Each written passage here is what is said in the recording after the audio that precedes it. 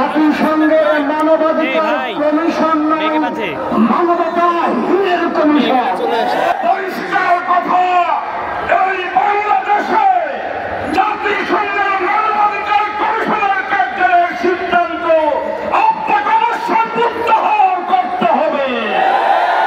বিগত 16 বছর যাবৎ আমাদের এই দেশটাতে খুন হত্যা এখনো কোনো অপরাধ নাই, মানবতা বিরোধী অপরাধ করে গেল।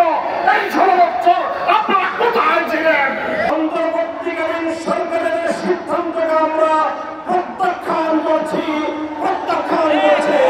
সরকারে বসে অন্তর্বর্তীকালীন সরকারকে বাংলাদেশ এবং বাংলাদেশের মানুষের ধর্মীয় অনুভূতির বিরুদ্ধে পরিচালিত করবার প্রয়ত্ন করা হচ্ছে। জাতিসংঘের মানবাধিকার কমিশন মানবতা হিলের কমিশন যদি মানবাধিকার কমিশনের হতো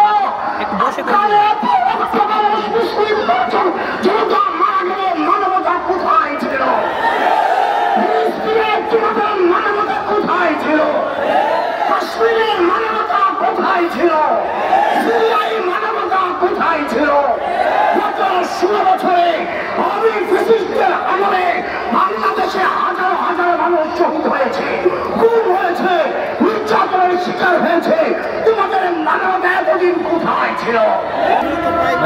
ডক্টর ইউনূস সাহেব, পরিষ্কার করে বলি, আমরা দিনের গোলামি ছেড়েছি, ওয়াশিংটনের গোলামি করার জন্য।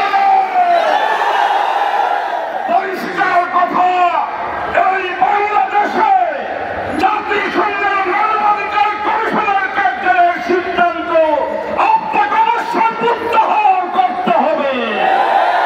যদি প্রত্যাহার না করা হয়, ইসলাম বাংলাদেশ এদেশের মুসলমান জনগণকে নিয়ে আপনার সরকার বিরুদ্ধে আন্দোলন করতে বাধ্য হবে। বিগত 16 বছর যাবৎ আমাদের এই দেশটাতে খুন হত্যা এখনো কোনো অপরাধ নাই, মানবতা বিরোধী অপরাধ করে গেল। এই 16 বছর আপনারা কোথায় ছিলেন? আফ্রিকার প্রত্যন্ত কাশ্মীরে কোনো হত্যা চলছে, আপনারা তখন কোথায় আমরা জানতে চাই। বিগত 16 বছর যাবৎ আমাদের এই দেশটাতে খুন হত্যা এখনো কোনো অপরাধ নাই, মানবতা বিরোধী অপরাধ করে গেল। এই 16 বছর আপনারা কোথায় ছিলেন? আমাদের দামাল ছেলে এই জন্য বুকের রক্ত দেয় নাই। আমাদেরকে মনে রাখতে হবে, এই সিদ্ধান্ত বাতিল করবার জন্য, অন্তর্বর্তী সরকারকে বাধ্য করবার জন্য যেই কঠোর কর্মসূচি দেওয়া লাগে, হেফাজতে ইসলাম বাংলাদেশ বাধ্য হবে কর্মসূচিকে ক্লিয়ার করতে।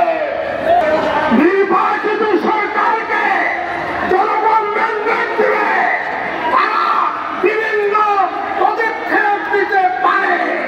আপনাকে মানবাধিকারের নামে ওই খোদাদ্রোহী, আল্লাহ দুশমন, ওই নাস্তিকদেরকে এখানে প্রতিষ্ঠিত করার কোন সুযোগ আপনাকে দেওয়া হয়নি।